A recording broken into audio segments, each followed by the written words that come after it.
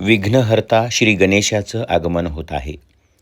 सकल कलांचा अधिनायक महागणपती. मंडळी, नांदेड जिल्ह्याच्या अर्धापूर तालुक्यातील दाभडचा सत्यगणपती अवघ्या मराठवाड्यासह आंध्र आणि तेलंगणा या राज्याच्या सीमावर्ती भागातही प्रसिद्ध आहे.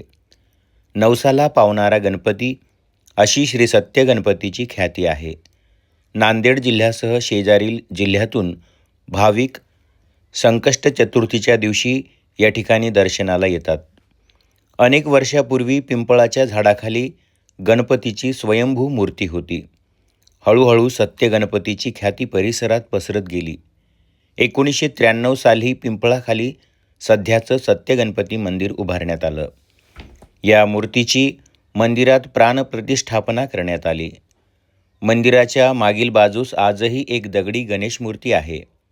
मुख्य मूर्तीचे दर्शन घेऊन भाविक झाडाखालील मूर्तीचे दर्शन घेऊन पूजा अर्चा करतात.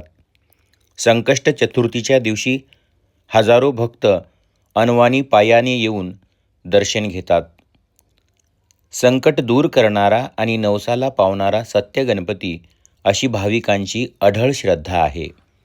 आपणही या गणेश उत्सवादरम्यान सत्यगणपतीच्या दर्शनाला अवश्य या. गणपती बाप्पा मोरया.